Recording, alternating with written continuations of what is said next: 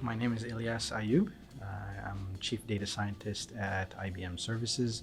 I've been with IBM for about 5 years now. Because I work across multiple data science teams, my day is usually checking in with the managers of the different data science teams, where they are with the progress of the models that they're building, but then equally spend time with clients and listening to what their objectives are and what they're trying to get at, so that we're always making sure to match what's being done on the back end with what they're asking for on the front end.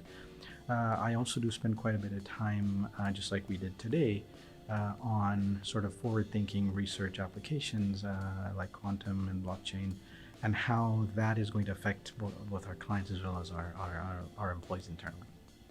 Before we joined IBM, we used to always hear horror stories about these large corporations and then how difficult it is to work there.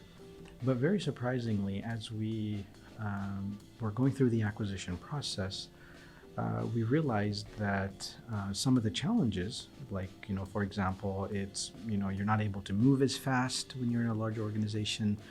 But we learned to appreciate those differences, to say, well, that's because you're trying to move a ship as opposed to a jet ski, right?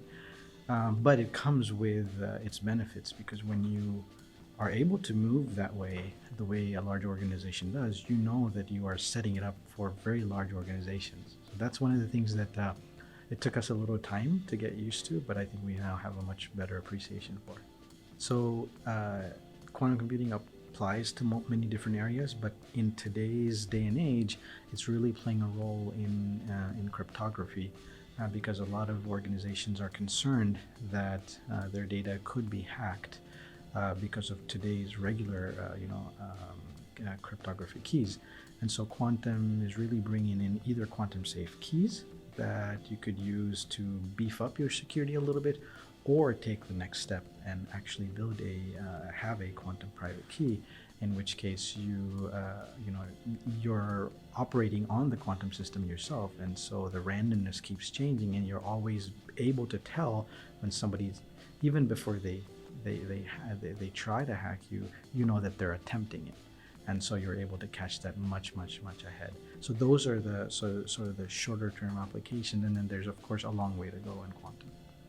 One of my first session as a 23-year-old PhD graduate coming out and going into my first project, I was building a model for the state of Texas. And there was an organization, and I was going to meet with their the lead chief of staff there to try to present what I had built. So it was a model to try to optimize healthcare applicants, right, in the state of Texas, the equivalent of Medicaid and all of that. And so I was pretty excited and nervous, and so I go up there and I bring up my presentation, and I think I was on slide number 2, and I said, so the objective of this model is to minimize cost subject to, and I'm kind of walking down my slide, and I realize, I see, the chief of staff stop me and then say, nope, that's not our objective. And it was my first time. I was standing there, I didn't know what to say, and that's when I realized, he said, no, we do not want to minimize our cost, because if we do, we're not going to get federal funding next year. But what we do want to do is we want to maximize our citizen satisfaction. I was like, okay, well, that's just swapping my constraint to my objective. But yeah, I get the point, and I'm not going to make that mistake again.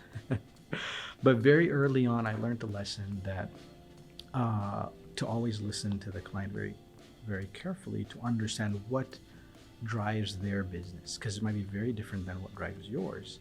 And you always have to listen and then figure out how to optimize it from their perspective, even though it might be different than yours. Go and volunteer anytime you see data anywhere. If it doesn't pique your curiosity to go and tap into that data to see what it has, then something's not right. So, as a student or somebody as a new grad, keep looking for data sets that are out there, and there's a lot. Looking for those, digging, roll your sleeves up and start digging into them. And then when you will find something eventually.